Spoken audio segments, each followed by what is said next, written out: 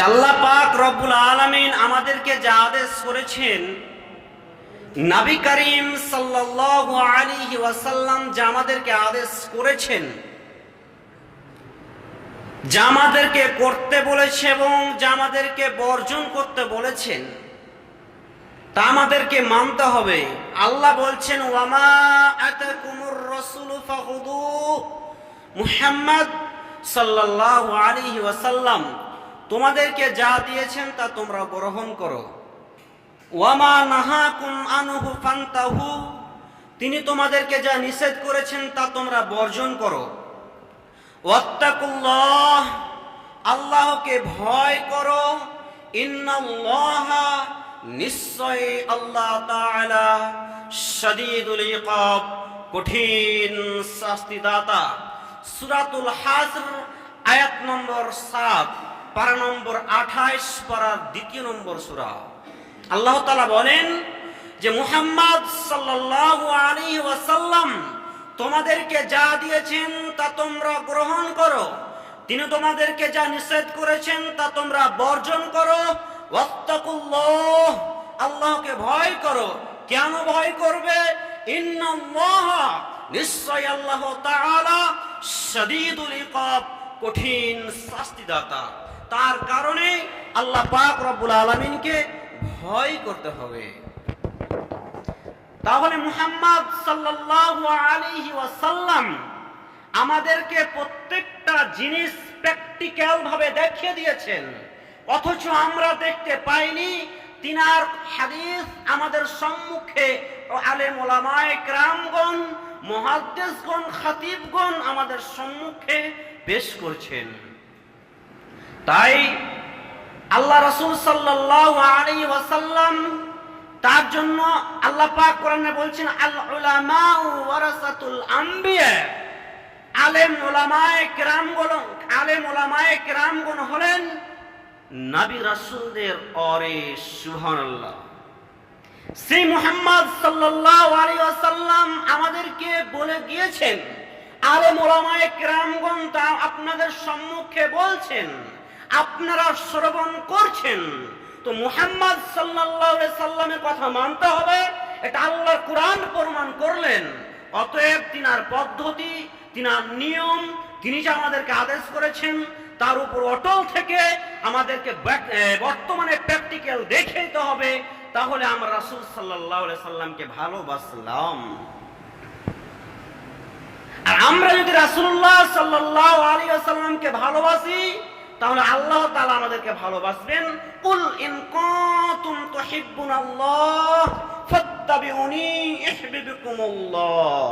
মুহাম্মদ সাল্লাল্লাহু আলাইহি ওয়াসাল্লাম, তুমি তোমার উম্মতদেরকে বলে দাও, আমার বান্দাদেরকে বলে দাও, তারা যদি আমাকে ভালোবাসতে চায় তাহলে তোমার যেন অনুসরণ করে, তাহলে আমি আল্লাহ পাক রব্বুল আলামিন তাদেরকে ভালোবাসবো। বলুন সুবহানাল্লাহ। তাহলে আল্লাহ রাসূলের অনুসরণ করতে হবে আমাদেরকে। তো অনুসরণ কি? বক্তব্যের বিষয় হলো, পৃথিবীতে সন্তান ভূমিষ্ঠ হওয়ার পর বাবা মার কি কর্তব্য।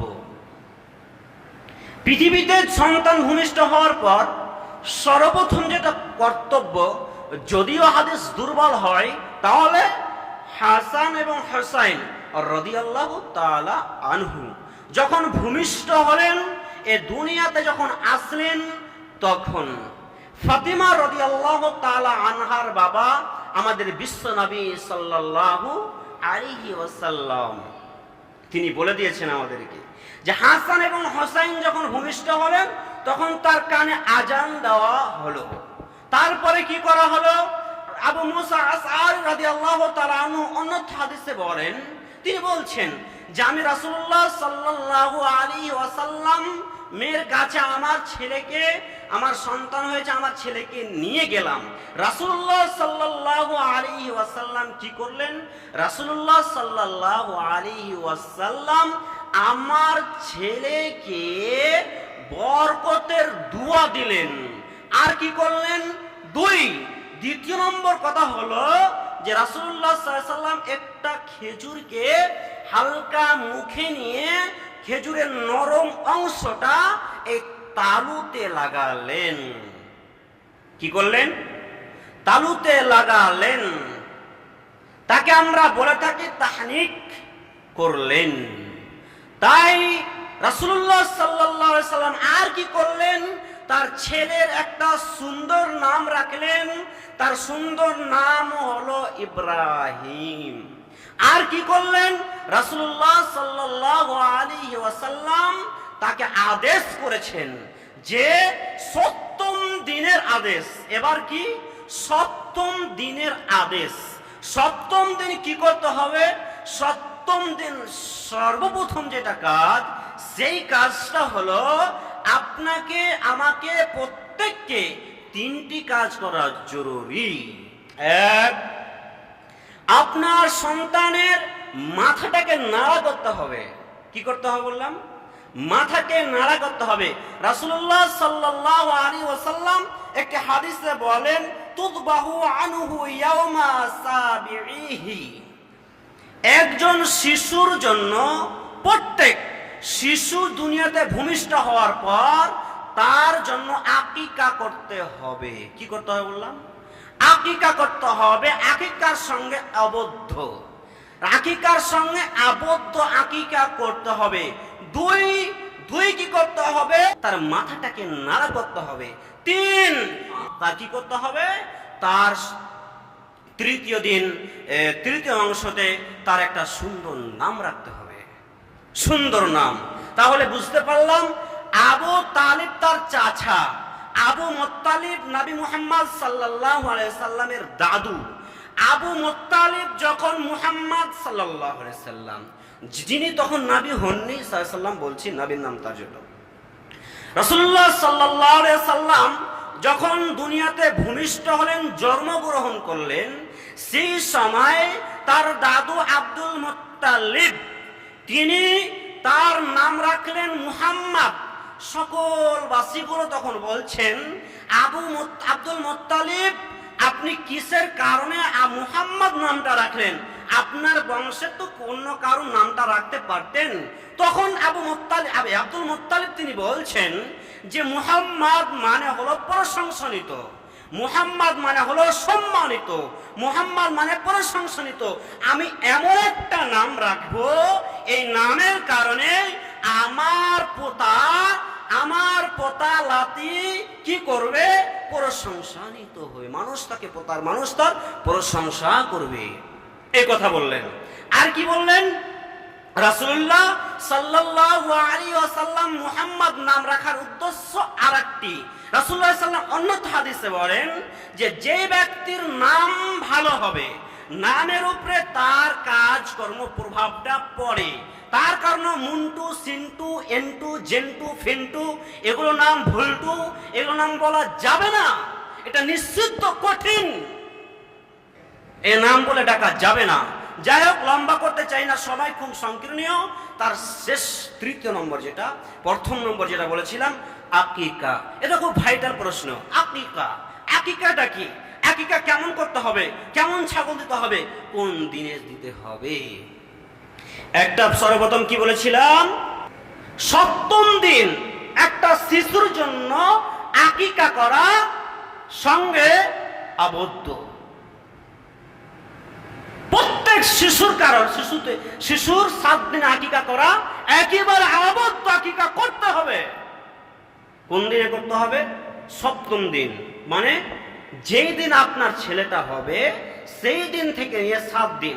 ধরেন আজকে শুক্রবার, আজকে আপনার সন্তান দুনিয়াতে ভূমিষ্ঠ হলো, তাহলে সামনে 7 দিন ধরা যায়, তাহলে বৃহস্পতিবার, সেই বৃহস্পতিবারের দিন আপনাকে আকিকা করতে হবে। আকিকাটা কেমন করতে হবে? যেন ছাগল দিতে হবে। আল্লাহ সে একটা বোকা। কেন? রাসূলুল্লাহ সাল্লাল্লাহু আলাইহি ওয়াসাল্লামের হাদিসকে এই দিক থেকে এই দিক করা যাবে না, মন গড়িয়ে বানানো যাবে না। তাহলে একটা স্পষ্ট কথা শুনে রাখেন। অন্যথা আলেম ওলামায়ে কেরামগণ এই হাদিসকে ব্যাখ্যা বিশ্লেষণ করে ইমাম শাফি রাহিমাহুল্লাহ তিনি বলেছেন, কি বলেছেন?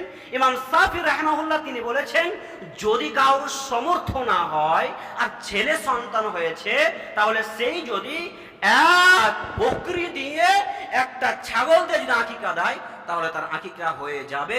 সমর্থ না থাকলে হবে, আর সমর্থ থাকলে হবে না। আশা করি স্পষ্ট কথাগুলো বুঝতে পারছেন। তারপরে কি, এবার আসেন আকিকার মাংসটা কি করতে হবে।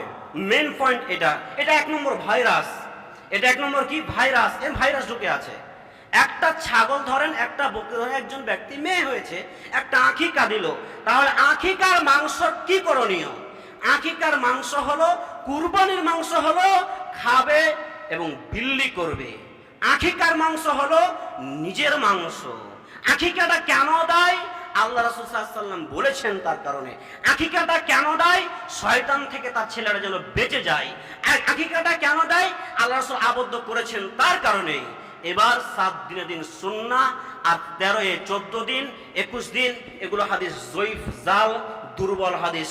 যদি আপনি দিতে না পারেন তাহলে আল্লাহর কাছে ক্ষমা চেয়ে নেবেন, আর যদি আপনি দেন তাহলে আপনার সাদকা হিসাবে আল্লাহর কাছে গ্রহণীয় হবে, সাদকা হিসাবে গ্রহণীয় হবে। তবে আকিকা সুন্নাহ হলো 7 দিন। যদি আপনি দেন তাহলে দিতে পারেন, আপনাকে নিষেধ করব না, কিন্তু হাদিসটা একটু দুর্বল। তারপরে আসেন আকিকার মাংস।